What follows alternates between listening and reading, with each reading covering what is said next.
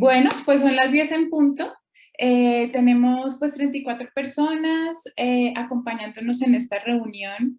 Esta reunión, para quienes estuvieron la semana pasada en nuestro webinar, es una reunión que decidimos armar porque estaban muy interesados en conocer casos de éxito y la experiencia real de alguna persona que haya implementado tecnologías de IoT en un cultivo. Y para eso nos acompaña el día de hoy alguien muy especial para Microlink, Orlando Rodríguez.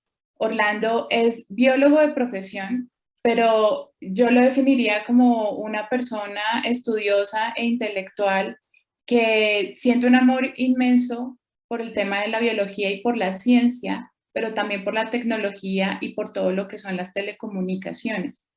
Orlando les va a contar su historia con su cultivo, y voy a pedirle a Orlando que él mismo también se presente. Hoy en día Orlando está realizando un máster enfocado en IoT, pero además tiene su cultivo desde hace 20 años, donde está poniendo en práctica todo lo que es tecnologías de IoT para su cultivo. Y quién mejor que él para contarnos cómo está funcionando esto, para contarnos, y ustedes podrán hacer luego las preguntas, pero para contarnos la experiencia real, los desafíos que se enfrentan, cómo abordar el proceso, cómo empezar. Una vez empezado, ¿cuáles son los beneficios? ¿Por qué deberíamos sí o sí implementar tecnologías en el sector de la agricultura en Colombia y en cualquier país en el mundo? Así que bienvenido Orlando a esta sesión, muchas gracias por acompañarnos. Quiero comentarles a todos que vamos a estar muy pendientes en el chat. ¿En qué va a consistir esta hora de sesión? Va a ser media hora de presentación del caso de éxito que Orlando tiene preparados para nosotros hoy y media hora abierta de preguntas y respuestas. ¿Listo? Entonces son preguntas y respuestas que ustedes podrán hacer en cualquier momento, igual pueden escribirlas en el chat, eh, y las iremos abordando. Si algunas preguntas quedan sin abordar, lo haremos luego vía email. Así que pues demos comienzo a esta sesión. Muchas gracias por acompañarnos nuevamente. Estaremos muy pendientes y solo les recomiendo siempre, por favor, ponerse en silencio para que todo transcurra muy bien y respetuosamente en esta jornada. Muchísimas gracias a todos. Bienvenido Orlando, ya la sesión entonces te la entrego oficialmente. Bueno, Patricia, muchísimas gracias. Buenos días a todos. Tenemos 45 participantes en este momento. Muchísimas gracias a todos ustedes por estar acompañándonos. Como comentaba Patricia, mi nombre es Orlando Rodríguez, soy biólogo de profesión. Gerencié a Microlink por 30 años, lo cual digamos que me alejó un poco de la carrera de biología, pero me acercó a las telecomunicaciones. De manera paralela, pues tuve la fortuna de poder empezar a trabajar en paralelo un proyecto personal que ya les mostraré en este momento.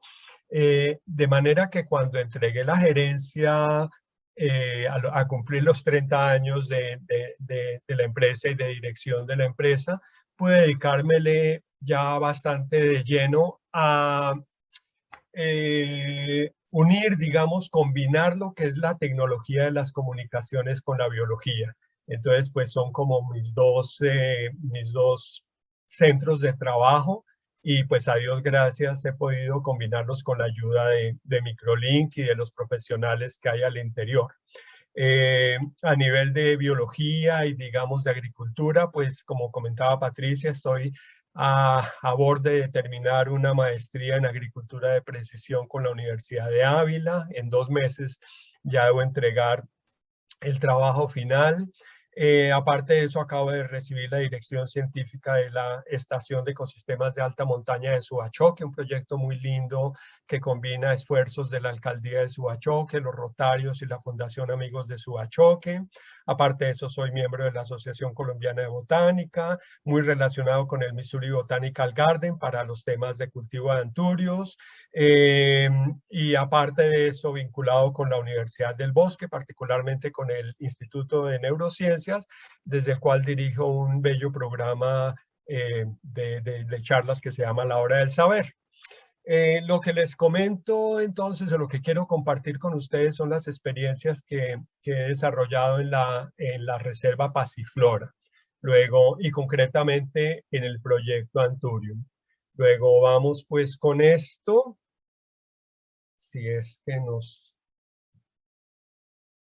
Ok. Básicamente he querido simplificar esto en 3 puntos. Presentar el proyecto. No puedo pues entrar a hablar de agricultura inteligente sin presentar rápidamente el proyecto. Quizás le dedique unos 10 o 15 minutos a presentar el proyecto. Luego mostrar cómo he involucrado agricultura inteligente en el proyecto y, como comentaba Patricia, dejar al final para preguntas. Quisiera concentrarme en unos 30 o 35 minutos en el proyecto para abordar y poder interactuar con ustedes en las dudas que tengan, que pienso que es la parte más importante y de más interés para ustedes. Luego, entonces, vamos primero con la presentación del proyecto. ¿Dónde está ubicado el proyecto? El proyecto está ubicado aquí en la Sabana de Bogotá, al occidente, en un municipio en el borde de la Sabana, en Suachoque, un municipio que tiene una parte plana, pero tiene una parte de montaña que se eleva hasta el Escarpe del Tablazo para luego pues bajar al Valle del Magdalena. Dentro del municipio de Suachoque tuve la fortuna hace 32 o 33 años de adquirir con mi hermano, con mis hermanos, un terreno de 10 fanegadas, totalmente desprovisto de vegetación, desolado, con serios problemas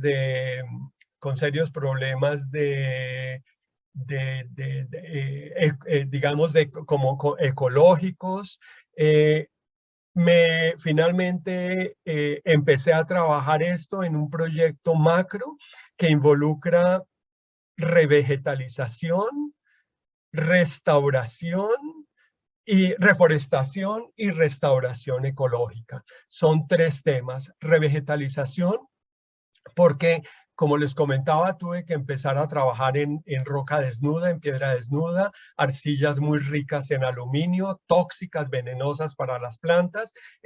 Tuve que empezar a trabajar desde poner cespedón para estabilizar los suelos. Esto fue la parte de revegetalización. Luego, reforestación. Esta imagen que ven es una imagen del bosque. Parte pues del bosque, un bosque de robles. Sembré más o menos unos 10.000 árboles de bosque de roble, Quercus humboldti, una especie nativa. Y pues dentro de reforestación, poco a poco fui sembrando otras especies. En este momento hay cerca de 70 especies arbóreas, más unas 300 a 350 especies arbustivas, lianas y pequeñas especies habitando bajo el bosque. Y esta es pues la parte ya de restauración ecológica. ¿Qué comprende el proyecto? Entonces, pues un bosque, como les comentaba, un bosque de robles, la primera imagen a la izquierda. Bajo el bosque, entonces en este momento he ido desarrollando la parte más importante de restauración ecológica con numerosas especies bajo el robledal. Obviamente, detrás de las especies vegetales han llegado muchísimas especies animales. Hay en aves, pues esto se ha convertido en un oasis para todas las especies de aves, para mamíferos. Tengo cuzumbos, tenemos ardillas, tenemos una cantidad de especies, digamos, que se han acercado y han encontrado en este bosque un refugio. Y lo más importante, digamos, o lo que quiero tratar hoy, que tengo con una flecha, es un subproyecto dentro del gran proyecto de restauración ecológica, y es el proyecto Anturium. ¿De qué se trata el proyecto? A mitad, hace unos 15 años, ya cuando el bosque estaba más o menos constituido, entonces empecé a buscar especies de importancia económica y que pudieran crecer bajo el roble.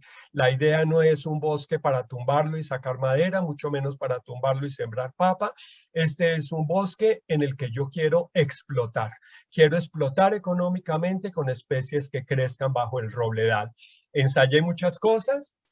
ensayé mucho helecho, musgos, y finalmente me encontré con dos grupos que se comportan muy bien bajo el robledal y que son de importancia económica: las bromelias, los quiches, muchas especies de algunos géneros importantes, como Guzmania, como Tilancia. Tengo unas especies muy lindas que son muy apreciadas como plantas ornamentales. Y por otro lado, aráceas, los anturios, que son los que yo muestro con la flecha. Quiero entonces mostrar el proyecto. El proyecto es un proyecto que empezó en el 91, es decir, estamos hablando de 30 años. Es un proyecto que pues no va a terminar y que he ido poco a poco adelantando en las fases que van permitiéndose, desde un establecimiento del ecosistema, que es lo que les comenté anteriormente, desde el 91, y recolección ex situ, recolección por todo el país de diferentes especies. Pero ya acá, concretamente en Anturios, entonces me he dedicado a viajar por todo el país buscando especies amenazadas, amenazadas de alta montaña. Los anturios crecen en bosques de niebla, y los bosques de niebla son y los páramos son las zonas más amenazadas en minería ilegal, en cultivos de papa, en extracción de madera, en fin, son ecosistemas muy amenazados. Entonces he ido a la carrera con algunos colegas, un colega que me ha acompañado en todo esto, Eduardo Calderón, tiene un doctorado en botánica. Con él he viajado por todo el país buscando especies y empezando a hacer una colección in vivo de especies de alta montaña, por encima de 2.500. Sobra decir que las aráceas, los anturios también están por debajo, pero pues yo no los tengo. Más o menos en el 2003 empecé pruebas de adaptabilidad en anturios, luego empezar a desarrollar los protocolos de cultivo, banco genético. Eso me llevó a estudiar la morfofisiología floral, es decir, entender cómo se reproducen estas especies, reproducción sexual, desarrollar un protocolo o protocolos de germinación y protocolos de desarrollo, madurez y cierre de ciclo sexual, ciclo vital, ciclo de vida. Son especies pues que demoran bastante tiempo, pero esto es lo que ya más o menos está cumplido. Pero en esta parte del protocolo de desarrollo, madurez y cierre de ciclo me he encontrado con problemas muy serios, porque son especies no domesticadas, y son especies que naturalmente habitan zonas de bosques húmedos con características muy especiales. Entonces, reproducir esas características ambientales en Subachoque, que tiene unas condiciones no muy favorables, no ha sido fácil, razón por la cual tuve que generar un invernadero con todas las condiciones ambientales, y ahí entra agricultura de precisión. Pero por otro lado, entonces en el cierre de ciclo, los ejemplares van al bosque, y entonces allá también estoy necesitando agricultura de precisión, es decir, necesito agricultura de precisión en invernadero y agricultura de precisión fuera de invernadero bajo el bosque. De ahí en adelante, bueno, vienen una serie de proyectos, hibridación y selección. Ya estaba generado bastantes híbridos interesantes. Con Eduardo Calderón, él ha obtenido híbridos con los cuales, híbridos y variedades que estamos trabajando, que tienen, ahora les voy a mostrar algo, importancia económica. Y faltan cosas: caracterización genómica, protección legal de variedades, reproducción asexual. Esto debe incluir un laboratorio de propagación in vitro a partir de tejidos meristemales, pero desafortunadamente esto se me retrasó por el tema de la pandemia, pero confiando en Dios el año entrante ya tenga el laboratorio no solamente de cultivo in vitro, sino de análisis genómico. Y bueno, de ahí en adelante generar proyectos a gran escala para poder entonces extrapolar esas experiencias con las comunidades de campesinos, dueñas, de propietarias de bosques, para entregarles alternativas de cultivo, alternativas de manejo de bosque diferentes a tala. Entonces este es un proyecto muy ambicioso, personal, No he requerido, a Dios gracias, dineros, digamos, externos de gobierno. Ha sido con las uñas. No es que haya millones invertidos acá, simplemente tiempo y cariño en estar haciendo lo que estoy haciendo. Entonces, esta es básicamente la visión de para dónde voy con todo esto del proyecto Anturium. Para entonces propagarlo y cultivarlo, tuve que generar un invernadero. Estas son unas vistas iniciales cuando estaba en construcción. Estas son lo que eran las mesas cuando me las entregaron. Esto entonces es ya una etapa lista para empezar a sembrar. Si ustedes miran en la parte de arriba, entonces hay un sistema de riego sobre bandejas. Este sistema de riego es un sistema israelí, Netafim, con nebulizadores. Es riego por nebulización tratando de simular las condiciones de bosque. Como ustedes ven, tiene cortinas y encima tiene 2 capas de polisombra del 90% para garantizar una iluminación equivalente a lo que hay en sotobosque. Tiene ventilación muy alta en laterales y en el techo para permitir y garantizar tener un invernadero, por un invernadero con baja temperatura. Este sistema de riego es un sistema de riego temporizado y lo que estoy haciendo ahorita entonces es moviéndolo a un sistema de riego por demanda, lo cual quiere decir que ya no programo yo riégueme 3 minutos a las 6 de la mañana y 3 minutos a las 6 de la tarde, sino que ya dependiendo de las necesidades hídricas, el sistema se debe activar automáticamente. Esta es entonces una etapa cuando ya el vivero quedó concluido. Esta es una vista por fuera del vivero. Esto entonces ya es en una etapa en la cual, si ustedes miran en la parte inferior izquierda, ya hay cámaras húmedas para los cultivos de semilla, y ya están las materas plásticas para disposición del material que viene en cámaras húmedas. Todavía no había en ese momento ya propagado nada, pero pues tienen ustedes otra vista interesante. En la parte superior pueden ver la claraboya, en la cual hay toda una circulación de aire. Estas son las plántulas, las recién nacidas con su plúmula. Estas son lograr llegar ahí fue un complique. Ellas requieren sustratos inertes muy especiales y requieren germinación sin siembra porque ellas empiezan a tener actividad fotosintética desde el estado de semilla. Es decir, ellas fotosintetizan desde el estado de semilla, luego sacan una plúmula y luego la plúmula la van enterrando en este sustrato. Estos son sustratos con unas mezclas de escoria, de carbón vegetal, algo de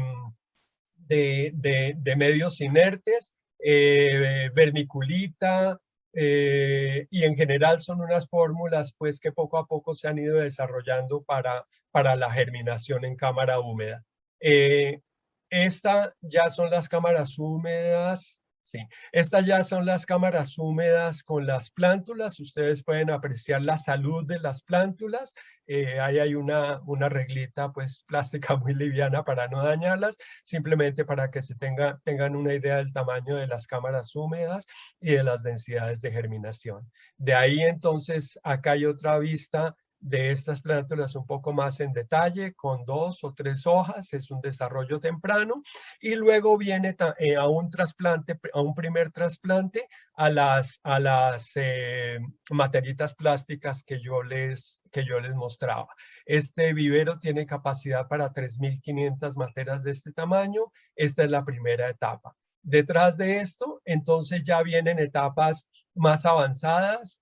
También esto ha sido todo un desarrollo en el cual, una investigación en la cual se están utilizando materas de un proveedor y un gran amigo, ojalá y esté por acá, yo lo invité, Cocotec.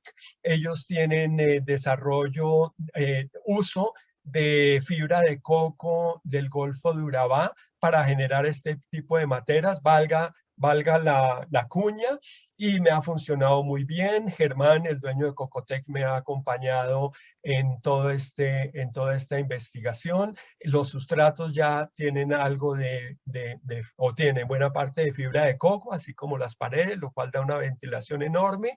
En este momento tengo algunos problemas nutricionales que tengo que corregir, pero bueno, este es el estado del vivero con ya en una etapa de segundo trasplante. Posteriormente a eso, entonces las plantas pasan a un trasplante tercero en bolsa ya grande, y esta es una vista del cultivo, digamos, de las plantas en bolsa, en aclimatación, bajo el robledal. Esta es una vista del sistema de riego. Son 6 líneas temporizadas de riego que están controlando pues cada una de las 6 camas sobre estas bandejas que entre otras la aplicación tradicional es para cableado eléctrico. A mí me parecieron maravillosas para hacer este sistema de distribución de riego por nebulización. Estas son las mismas plantas en las bolsas plásticas antes de sembrarlas con riego. Ahí ustedes pueden ver a la derecha superior un sistema de riego tradicional. Todavía no he vinculado agricultura de precisión, pero pues acá tengo de todas formas riego tradicional. Tengo unas 23 especies ya aclimatadas en esta fase. Y estas son las plantas de algunas de las especies. Esta, por ejemplo, es una planta ya madura de un anturio del Chocó biogeográfico, se llama Anthurium sanguineum, y pues está, bueno, la sobrinita de mi esposa, para que ustedes vean el tamaño de la planta. Entonces, pues ya las plantas pasan una vez aclimatadas a tierra para crecer. Este es entonces bajo el robledal las diferentes plantas del cultivo. En este momento el cultivo inicialmente lo tenía más o menos en una fanegada. Ya en este momento tengo 6 a 7 fanegadas con plantas sembradas, razón por la cual pues voy a tener que extender la agricultura de precisión al sotobosque, lo cual tiene una cantidad de retos interesantes. Estas son algunas de las especies. Un abrebocas, como tengo alrededor de 110 especies. El Missouri Botanical Garden me ha acompañado muchísimo en este tema. Ellos son muy especialistas y han sido muy gentiles con la información, lo mismo que mi colega Eduardo Calderón, que sabe mucho más de esto que yo. Acá tengo Anthurium sanguineum a la izquierda. Miren el tamaño de un anturio negro, Anthurium caramante. Esta es una especie que en algún momento se propuso como emblemática para el país. Finalmente, entonces, se escogió una orquídea, la catleya, pero miren el tamaño de digamos, de las inflorescencias de Anthurium caramante. Por acá tengo otros anturios, no me voy a ir así en nombres científicos, pero, por ejemplo, este de la derecha es una variedad generada en la reserva. Yo lo llamo Reina de la Noche, con Higendernack.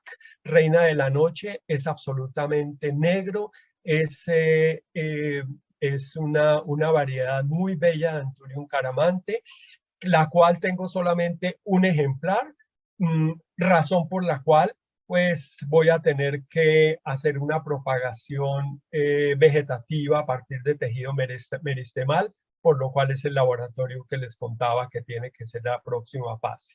Estas son otras especies. A la de la derecha es Anthurium cabrerense, una especie de la cordillera oriental que había desaparecido, no se había vuelto a encontrar, y bueno, apareció y ya la tengo estabilizada en la reserva. Por acá tengo Anthurium variegatum, en fin, una cantidad de especies. Mira estas hermosuras. La de la derecha es un Anthurium buganum, un Anthurium nymphaeifolium de tierra fría. Más especies, y bueno, tengo unas 110 especies. Agricultura inteligente. ¿Cómo ha entrado? Les comentaba que la agricultura inteligente, y es la parte que les puede interesar a ustedes, está en el vivero y se proyecta también para el bosque. En el vivero, ¿qué tengo? Entonces, básicamente, esta es una gráfica de los elementos de agricultura inteligente. En general, es una red con comunicación LoRa, es una red IoT utilizando un esquema de comunicación LoRa. En la parte inferior, entonces, están los elementos que empiezo a tener de monitoreo y de actuación. ¿Qué quiere decir monitoreo? Tengo entonces sensores NPK, nitrógeno, fósforo, potasio. Tengo elementos de medición de humedad de suelo. Tengo sensores ligados a una estación meteorológica. Por supuesto, la estación meteorológica me entrega todos los datos de lluvia, vientos, dirección de viento, etcétera, pero aparte de eso tengo ligados a esa estación, que es una estación PCL Instrument, sensores de humedad de suelo, de temperatura de suelo y de humectación foliar. ¿Por qué es importante la humectación foliar? Para controlar plagas, especialmente hongos patógenos que entran por la hoja, que requieren, digamos, humedad permanente en sus fases de preesporulación. La estación meteorológica Special, Microlin distribuye PCL Instruments, y por supuesto debo hacer mis agradecimientos al ingeniero Sebastián y en general al departamento de IoT de Microlin, que me han ayudado a toda esta instalación. Aparte de eso, tengo sensores de temperatura independientes de la estación. Y a la izquierda tengo actuadores, que es otra historia. Si ustedes miran, la flecha de los sensores va para arriba. Quiere decir que ellos están entregando la información a la nube. Pero el actuador, la flecha va para abajo. ¿Qué quiere decir? Que cuando entonces un sensor de humedad le informa al sistema, le informa a la aplicación en la nube que las plantas necesitan agua, entonces el servidor de aplicaciones desde arriba, el servidor de aplicaciones Clicky, manda una información al sistema y llega al actuador, y el actuador abre las válvulas de agua. Esta es, digamos, el gran reto, agua por demanda, diferente a agua temporizada como la tenía anteriormente. Entonces acá es suministro de agua por demanda. Entonces, todos estos sensores y actuadores suben a un gateway, entregan la información a un único gateway Kerling. Microlin también pues es distribuidor de Kerling, es para mí el Rolls Royce en gateways LoRa. Y esto, bueno, hacia arriba puede entregar por diferentes vías, puede entregar por vía celular. Yo lo tengo por Ethernet a un enrutador. Y en el enrutador, pues se va a la nube. ¿Qué tengo en la nube? Tengo un servidor de red, un network server del mismo Kerling, que es el que controla que el flujo de información venga y lo, digamos, lo controle, ponga todos los esquemas de seguridad, las llaves de seguridad, etcétera, y lo distribuye por internet a los servidores de aplicación. ¿Qué servidores? FieldClimate para la estación meteorológica, es decir, la estación PCL Instrument tiene su propio aplicativo que se llama FieldClimate, y mandatorio debe entrar la información a FieldClimate, y pues ellos generan su propio Big Data. Pero por otro lado, a mí me interesa que manipular la información de FieldClimate, es decir, FieldClimate me permite a mí mirar, ver, pero no actuar automáticamente. Entonces yo jalo la información de FieldClimate a un segundo servidor de aplicaciones, que es Clicky, y ahí sí yo puedo poner las funciones y las fórmulas que en un momento determinado requiera para que los actuadores entren en funcionamiento. Entonces, esta es más o menos el esquema de la red IoT que tengo instalada y que, bueno, se está instalando y que va creciendo. Más o menos las rutas que llevan las cuestiones. Entonces, esto clarifica un poco más. Los datos meteorológicos y los sensores llegan al gateway, las vías roja y azul. Del gateway se van al network server, y el network server entra a FieldClimate. En FieldClimate Desactivan audio, por favor. Sí, ya lo desactivo de él. Por ahí hay un audio activado, Patricia. Bueno.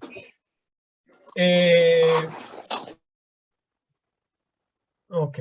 Entonces, esta es la ruta y digamos básicamente lo que me interesa es mostrar la ruta que lleva la información de sensores de la estación meteorológica.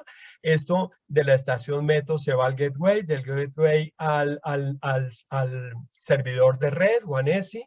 WANESI le entrega a FieldClimate, que es la aplicación de PCL Instruments, y ahí entra a jalar esa información con un manejador de colas, a entregarle esa información al servidor de aplicaciones Clicky. Aquí me ayudó y me ha ayudado mucho el Departamento de Ingeniería de Microlink.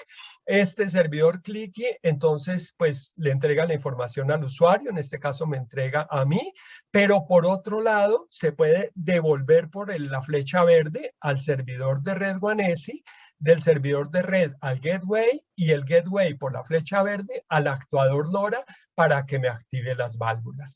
Esta es la ruta lógica que lleva la información en la red IoT que tengo configurada.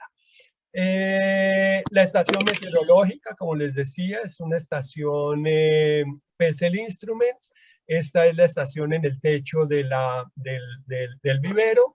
Y estos son los sensores que tengo ligados a la estación. El de arriba a la derecha es temperatura, el de abajo es humedad y el de la inferior a la derecha es humectación foliar. Con humectación, como les decía, yo puedo hacer muchísimas cosas y puedo hacer predicción de plagas, predicción de hongos. Yo puedo empezar a mirar desde Clicky el acumulado de minutos u horas de humedad en las hojas, de modo que yo puedo conocer cuántas horas de humedad necesita X o Y hongo, de manera que cuando se vayan a cumplir esas hojas, entonces esas horas de humedad, entonces pueda aplicar un fungicida por prevención y no no pues por aplicarlo ya cuando estén la plaga presente. Esto es meteorología, el gateway es un gateway Kerling y los dos servidores de aplicación, como les decía, que estoy utilizando son PCL Instruments y Clicky. Acá voy a hacer un paréntesis y me voy a ir a los dos servidores, FieldClimate. No sé si están viendo ustedes la pantalla, espero que sí. ¿Sí están viendo, Patricia? Sí, estamos viendo aquí el FieldClimate. Ok, FieldClimate. Entonces, esta es en tiempo real. En tiempo real toda la información que yo puedo tener de mi vivero. Entonces tengo datos de temperatura, punto de rocío, radiación solar, humedad, presión de vapor, humedad relativa, precipitación, humedad de la hoja. La humedad de la hoja es la humectación, delta T, velocidad del viento, que me la está midiendo pues por fuera del vivero, por supuesto, evapotranspiración, y acá una serie de medidas del sensor P154D o PI54D, perdón, que son los sensores especiales que tengo de temperatura y de humedad de suelo. Entonces, bueno, acá tengo todas las mediciones y me las está haciendo en tiempo real, todas. Esta, por ejemplo, es radiación, temperatura, radiación social. No estoy viendo la pantalla. Perdóname. No estoy viendo la pantalla. Patricia. No, el resto sí la vemos. Ya miramos, ya te ayudo, Gerardo, para ver qué puede ser. Ya te escribo por el chat. Bueno, acá tengo todas las mediciones que me entrega FieldClimate, humedad relativa, velocidad del viento, y esto pues como ustedes pueden ver me lo está entregando cada 3 horas, que es como yo tengo configurado el envío de datos desde la estación meteorológica. Es todas las medidas y bueno, tablas de todo lo que a ustedes se les pueda ocurrir. Y tengo tengo la visibilidad de todos estos parámetros. Por otro lado, Entonces, esta información yo la estoy jalando. Espérese un momentico. Por otro lado, la estoy jalando a Clicky, a la aplicación de Clicky.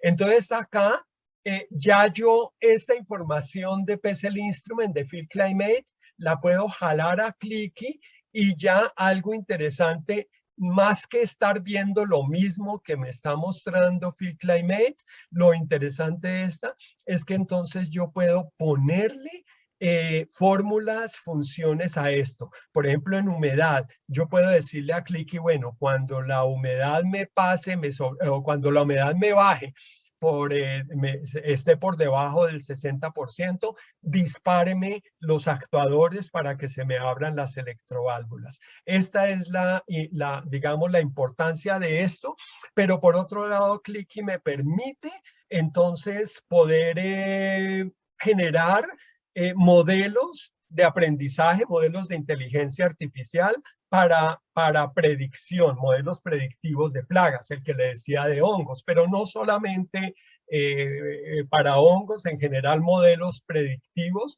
A la estación se le pueden involucrar sensores de crecimiento foliar, de crecimiento de ramas secundarias, etcétera. Entonces, pues puede uno hacer muchísimas cosas y lo importante de Clicky es poder tener la información y automatizar procesos. Esos son básicamente, digamos, las dos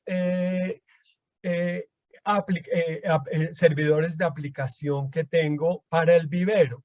Quiero mostrarles, sin embargo, por otro lado, a ver si lo encuentro por acá, qué estoy haciendo en el bosque. Entonces, en el bosque, ya yo estoy haciendo cosas, a ver qué estoy haciendo. Ok. En el bosque, ok. Entonces, en el bosque estoy monitoreando, esta es la estación, esta es la reserva. Estoy monitoreando en tiempo real muchísimas cosas. Por un lado, estoy mirando en tiempo real diferentes índices con imágenes satelitales, lo cual me permite hacer 1000 cosas. Por ejemplo, en este caso tengo el índice NDVI. De hecho, lo puedo mirar de dos maneras, NDVI. NDVI, pues, para los que estén metidos en agricultura, es un índice de vegetación diferencial normalizado que permite inferir sobre plagas, malezas, problemas que pueda tener el cultivo. Pero aparte de eso, pues yo tengo NDMI, por ejemplo. Muestre a ver por acá donde lo tengo. NDMI. Entonces, NDMI me permite, vamos a ver si me lo activa acá. Ok. NDMI es un índice normalizado de humedad y me permite inferir sobre el estrés de cultivo. Él trabaja en dos frecuencias, en infrarrojo cercano y en infrarrojo de onda corta. Aparte de eso, tengo el índice NDRF, que es el índice diferencial normalizado de borde rojo, que me permite inferir sobre la concentración de nitrógeno en las hojas a mitad y a final de temporada, lo cual equivale a un bosque maduro. Tengo el índice MSABI, que es el índice de vegetación ajustado a suelo modificado, lo cual me permite inferir sobre las primeras etapas de desarrollo, mapas de aplicación diferencial de fertilización, etcétera. RESI es el índice de clorofila de borde rojo, que se me permite, pues, medir actividad fotosintética. En general, pues, me permite estar mirando el cultivo en muchos temas, y aparte de eso, me muestra la evolución en tiempo real. Si ustedes miran esto, estamos hablando, la última medida, porque fue seguramente la última medida que hubo, que no estaba nublado, fue en abril 23, pero yo puedo ver muchas cosas en tiempo, por ejemplo, historial. Entonces me permite ver las precipitaciones. Y esto no viene de la estación meteorológica, aunque yo estoy vinculando mi estación meteorológica a todo esto. Eso es con estaciones meteorológicas de la zona. Mirar precipitaciones acumuladas, etcétera. Y algo interesante, algo interesante es la previsión. La previsión, y este es un ejemplo, por ejemplo, fíjense que hoy es abril 28 y me da previsión de lo que va a suceder en los próximos 14 días. De modo que, por ejemplo, incluso yo puedo bajar la información en CSV o en archivos Excel, de modo que yo puedo tener previsiones de cuándo no va a llover para poder aplicar un fertilizante foliar, o cuándo hacer esto o cuándo no hacer aquello. Esto me da previsiones de dirección de vientos, y eso pues es importante cuando se habla de propagación de plagas, etcétera, de fincas vecinas. Entonces, bueno, en general tengo todo lo que es la visión del cultivo, tanto a nivel eh, a nivel de vivero como a nivel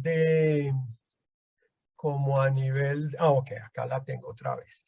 A nivel de vivero como a nivel del bosque en sí. Entonces, regresando a finalmente, ya para concluir,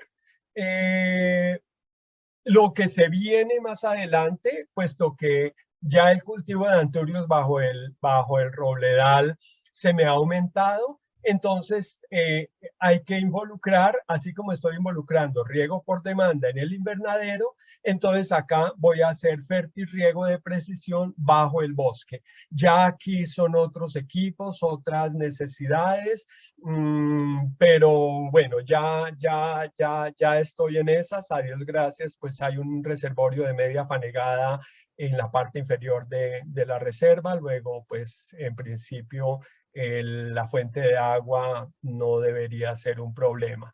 Esto es más o menos el diseño.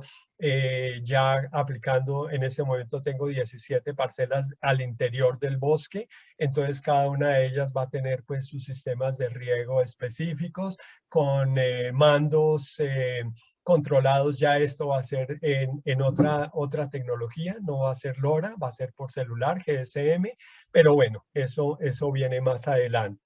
Eso es lo que quería así rapidito, no sé si me pasé mucho, pero bueno, esto es un resumen de lo que he hecho a lo largo de 30 años en el proyecto. Hasta aquí tengo, Patricia.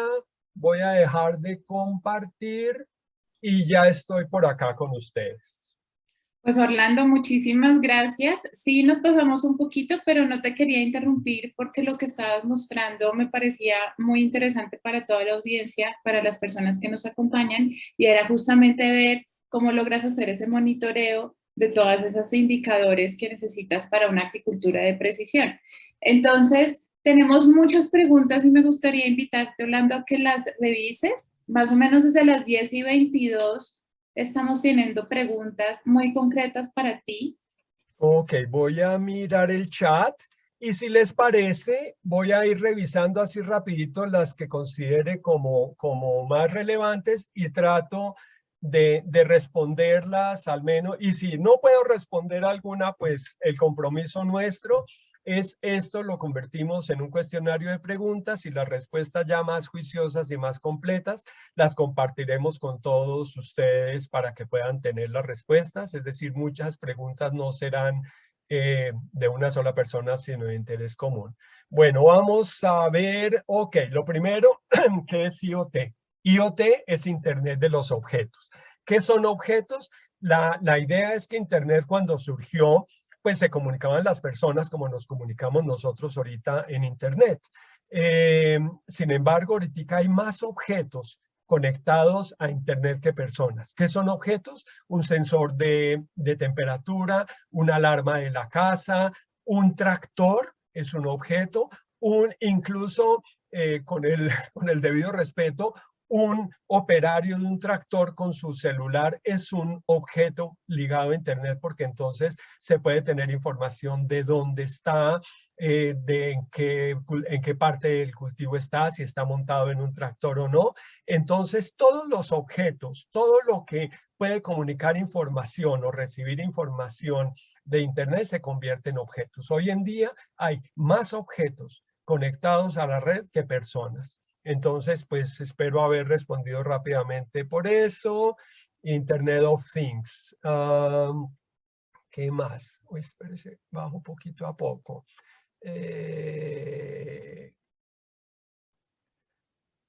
Ok, ¿dónde? Seguramente va a haber varias preguntas de dónde puedo conseguir sensores NPK, dónde puedo conseguir sensores de temperatura, dónde puedo conseguir. Pues Microlink ha entrado con un departamento especializado de IoT, y una de las líneas es justamente el tener los sensores disponibles. Estamos trayendo sensores, de hecho les soy honesto, cuando nosotros empezamos con IoT, IoT tiene aplicación en todo, en iluminación, en monitoreo de energía, en monitoreo de energías alternativas, en acueductos, en agricultura. Y para sorpresa nuestra, lo que más ha generado interés y en lo que más tenemos casos de éxito, incluso en Perú, ha sido agricultura. Entonces eso nos ha llevado a empezar a provisionar, primero nos llevó a desarrollar un departamento de agricultura en Microlink que pues estaba muy orientado a comunicaciones, a fibra óptica. Entonces tenemos un agrónomo también con una maestría en agricultura de precisión que nos soporta. Y bueno, entonces todos los sensores y todos los elementos, sensores, gateway, asesoría, pues todo, valga la cuña, estamos tratando de manejarlos nosotros. Costos hay de todo. Costos hay, normalmente los sensores IoT son baratos, pero pues costos hay dependiendo del sensor. Ok, dada la variabilidad que hay en la tierra y en los medios de cultivo, ¿cómo define cuántos sensores y cada cuánto ubicarlos para tener buena información? Es una pregunta bien interesante. Como les comentaba a ustedes, los sensores, yo no puedo decir, mire, ubiquémoslos cada 5 metros, cada 10 metros, y realmente no tiene sentido ubicarlos cada 10 metros. Las imágenes satelitales, como les mostraba rápidamente, le proporcionan una información muy valiosa en tiempo real de cuál es la humedad del suelo, cuál es el estrés de las plantas, cuáles son las necesidades, si hay presencia o no presencia de plagas. Por ejemplo, NDVI le proporciona a uno información sobre el estado, el verdor de las hojas, si hay muchas hojas amarillas o inferir sobre plagas. Entonces, lo primero que uno tiene que hacer es tener toda la información tener una información global e ir a campo y decir, ok, este sitio es un sitio específico en el que yo necesito tener un sensor especial o un par de sensores, porque inclusive puedo mover sensores. Los sensores LoRa son inalámbricos. Entonces, si yo tengo un cultivo y yo veo en un sitio específico y tengo amenazas de una helada negra, por ejemplo, entonces yo pongo sensores de humedad, sensores de temperatura, de modo que me manden una alarma específica en un momento determinado. No se trata de poner sensores por sensores, sino sensores en el sitio y el momento que lo requieran. Si yo quiero tener una visión global del cultivo, hay otras herramientas muy importantes. Por ejemplo, los satélites Sentinel y, ¿cómo es que se llama este otro satélite? Están entregando resolución de 10 metros cuadrados. Un píxel en la imagen es 10 metros cuadrados. Pero si yo quiero mediciones más precisas, hay satélites que entregan información de 3 metros cuadrados, e inclusive hay un par de constelaciones de satélites coreanos que entregan información de 30 no mentiras, de 80 centímetros cuadrados. 80 centímetros cuadrados, están bajando a 50 y a 30 centímetros cuadrados la precisión de imágenes satelitales. Con eso me permite hacer conteos automáticos de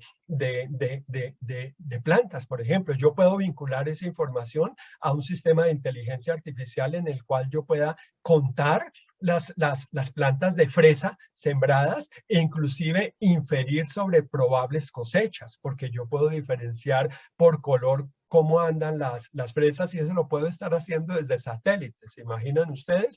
Entonces, pues, ¿cuántos sensores y dónde? Depende del sitio. Entre menos, más barato. Entre menos sensores tenga que poner, pues mucho mejor. Obviamente recomiendo tener, si es posible, una estación meteorológica inteligente, una IMETOS o algo así, que permita tener información y vincularla con los aplicativos, pues como el que yo les mostraba, que permiten recoger la información de la estación meteorológica y poder vincularla a todo lo demás. En el pecado, otra vez, pues ahí sí para los sensores vale la pena que se pongan en contacto con Microlink. Normalmente microcontroladores, esa ya la habían preguntado en la charla pasada.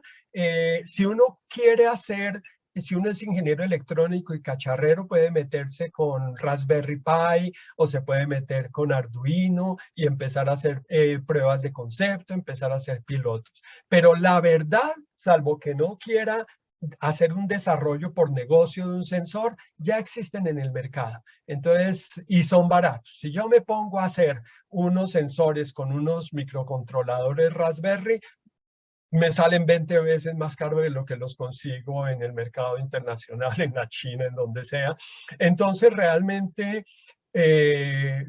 digamos, para responder la pregunta, microprocesadores, microcontroladores normales, Raspberry Pi, Arduino, pero lo interesante de IoT es que ellos no necesitan tener data loggers, porque finalmente ellos están mandando la información en tiempo real a la nube.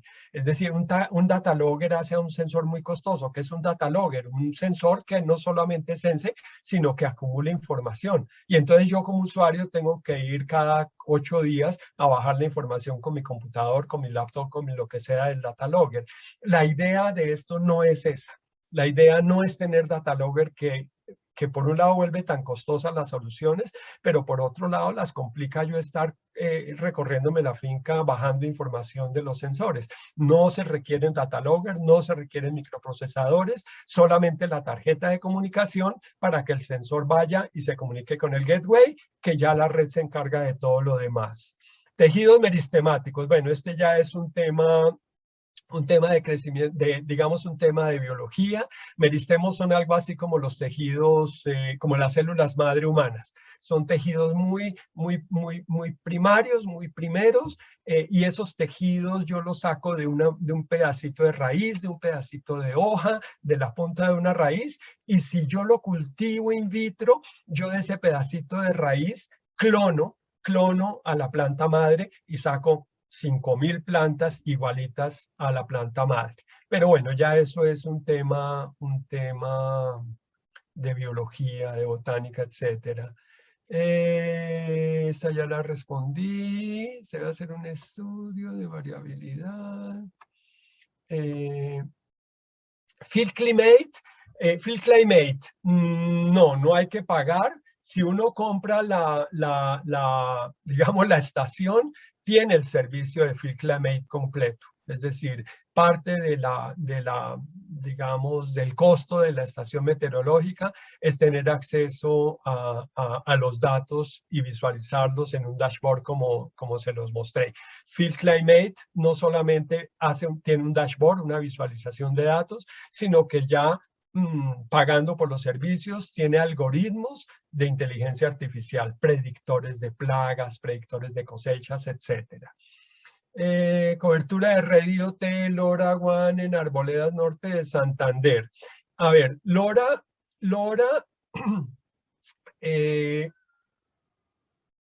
para este tipo de aplicaciones,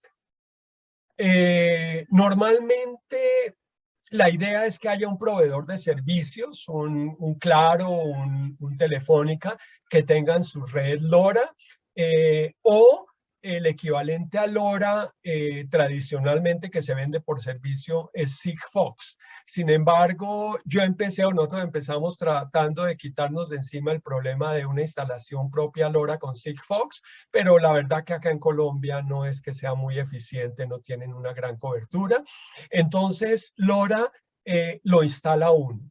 Lo instala uno o a nivel personal O hay municipios que entonces están entrando a establecer una red de gateways LoRa.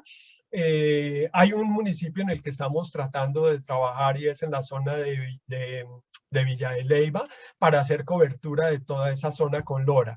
La cobertura de un gateway es alrededor de 20 kilómetros y los sensores, digamos, los de 20 kilómetros de diámetro, los sensores, yo puedo ponerlos a 10 kilómetros con una batería AAA. Y me manda la información y me la recoge el gateway. De modo que o lo hago privado, como lo tengo yo tengo mi gateway, yo tengo mi red de internet y yo no dependo de nadie, o lo hago, digamos, a través de acuerdos con municipio, y ese sería el ideal. Ese es el ideal, que los municipios empiecen a entregar redes LoRa para uso del campo. Vamos a ver a dónde va. ¿Cuál es el pago mensual de Clicky? Nosotros somos los representantes de Clicky.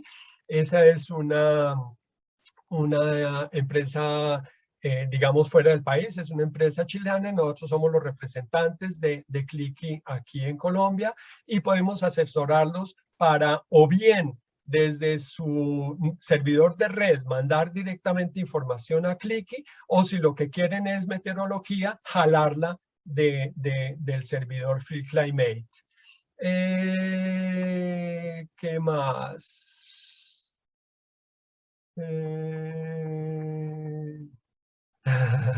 Costos de la implementación de la tecnología en el vivero. El problema es que mi esposa está acá, entonces si yo le cuento que yo me gasté plata en el vivero, de pronto me regaña. No, mentiras. Ha sido con las uñas.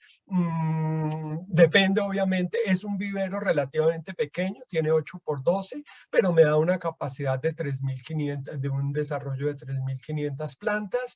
Y en total, ese vivero me debió costar alrededor, con los juguetes, con todo el sistema de riego, yo calculo que unos 40 millones más o menos es lo que pudo costar. Es con el techo es en policarbonato, las paredes en vidrio, y como vieron es pues en concreto, la estructura en concreto, el piso es adoquín, lo cual permite pues que sea un piso limpio, pero que también tenga su propia porosidad para que el agua se vaya. Las mesas son mesas en hierro, con malla en hierro, galvanizado. Es decir, le tengo obviamente energía eléctrica, le tengo luminarias para trabajar de noche, y pues de ahí para adelante todo los juguetes que le he ido poniendo. Ya inversión en dólares, conviertan 40.000, pueden ser uno, es decir, uno con, ¿cuántos son 40 millones en dólares? Son como, ¿cuánto? Como $10.000, $15.000, más o menos. Unos 10 a 15.000 dólares es lo que puede costar eso. ¿Qué más? Gracias por las felicitaciones por el proyecto. Replay lo hay. Leonardo Vargas, bueno, esa es una respuesta directa de Microlink.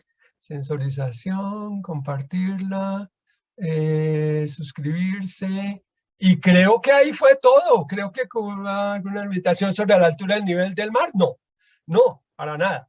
Para nada, yo estoy, de hecho nosotros tenemos unas aplicaciones muy lindas. Ahorita estamos trabajando en una aplicación IoT para monitoreo de una laguna de manglar con la Universidad Nacional en Santa Marta. Entonces ahí yo voy a monitorear, voy a poner inclusive sensores submarinos, voy a poner medición de productividad primaria, vamos a poner medidores de temperatura, turbidez, salinidad, etcétera, y eso va a permitir medir productividad primaria, digamos estado de salud, regímenes de mareas, flujos de agua y todo eso. Entonces desde debajo del agua puedo poner sensores hasta nieve, porque entre otras esto tienen batería, normalmente esos sensores son de bajo consumo, es lo que se llaman LPWA, Low Power Wide Area, y normalmente funcionan con pilas. Y los sensores, por ahí en una pregunta que hicieron en el webinar pasado para monitoreo de ganado, los sensores se los puede uno, algunos sensores para monitoreo de vacas se los da uno de comer a la vaca. Y entonces están en el librillo, en el libro, en uno de los estómagos de la vaca y desde ahí están transmitiendo temperatura corporal y eso es súper importante para, por ejemplo, estados de gestación y todo esto. Pero bueno, yo de esa parte de ganadería sí poco sé. Pero digamos, no hay limitación para nada. Eso es. No quiero quitarles tanto tiempo, no sé qué tanto, Pati, me extendí, no sé. Completamente puntuales. Muchísimas gracias, Orlando, por compartir con nosotros el proyecto. Personalmente considero que es hermosísimo y ha sido un trabajo increíble. Muchos comentarios en el chat. Gracias a todas las personas que nos acompañaron el día de hoy. El tema de agricultura inteligente y de Internet de las cosas para avanzar y progresar el campo es una realidad. Esto no es ficción, no es estar hablando carreta, no es un tema de moda, es un tema que hoy en día se puede implementar y que considero se debe implementar para poder optimizar los recursos.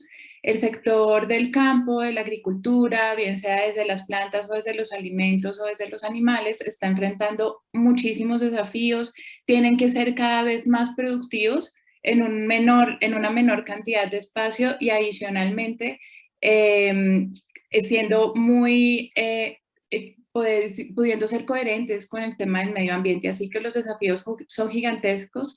La tecnología ya está. Orlando nos contó su experiencia personal con el cultivo de él, con el bosque que tiene, el tema de anturios, pero esto mismo puede ser aplicado a muchas otras cosas. Así que estamos aquí. Déjame te interrumpa, hay dos preguntitas adicionales antes, perdóname, para no que no me lo cierres así. En Perú estamos nosotros tenemos oficinas en Perú, preguntan quiénes nos representan. No, nosotros estamos directamente en Perú, tenemos oficinas y de hecho tenemos unos proyectos muy lindos para, personalmente a mí Perú me da envidia de la buena. Envidia de la nueva porque nos llevan años luz en agricultura, con los recursos tan limitados que tiene el Perú y no se imaginan lo avanzado que está, envidia de la buena, pero bueno, estamos en Perú para la que nos necesiten. Hay una pregunta pequeña adicional sobre XB. No, XB, a ver, yo en el documento, Patti, que vamos, digamos que le divulgamos a todos sobre estas preguntas y ya respondiéndolas un poco más, vamos a vincular una gráfica que yo preparé, ni siquiera me la encuentro ahorita, no la quiero presentar ya, pero muestra qué protocolos y qué tecnologías aplican a la hora dependiendo de qué necesidad.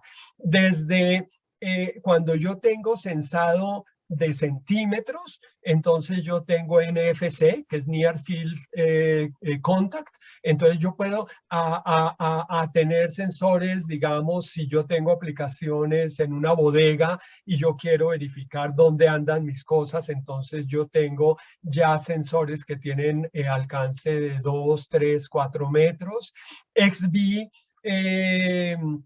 digamos, también utiliza otra franja, como utiliza otra franja, digamos, de relativa poca distancia. Ya en distancias extendidas, entonces entra LoRa, entra Sigfox, incluso, bueno, y en distancias mayores entran tecnologías celulares.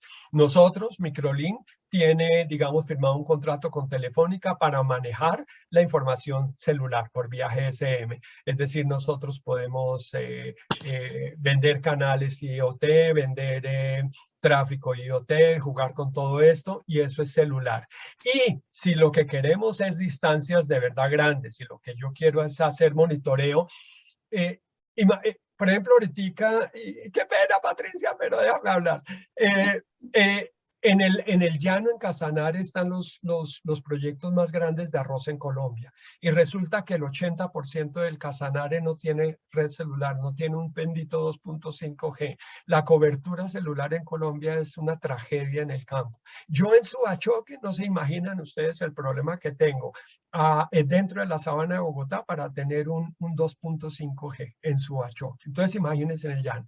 Entonces, para ese tipo de necesidades, entonces uno puede echarle mano a enlaces satelitales. Nosotros tenemos una oferta muy linda y muy económica para transmisiones IoT con una empresa francesa que tiene su propia constelación de satélites y que yo estoy mandando tramas IoT, tramas muy pequeñas, por muy poco tiempo, que lo hacen rentable, que lo hacen viable. Es decir, que yo puedo tener aplicaciones desde centímetros hasta comunicar aplicaciones y sitios que no tengan acceso celular.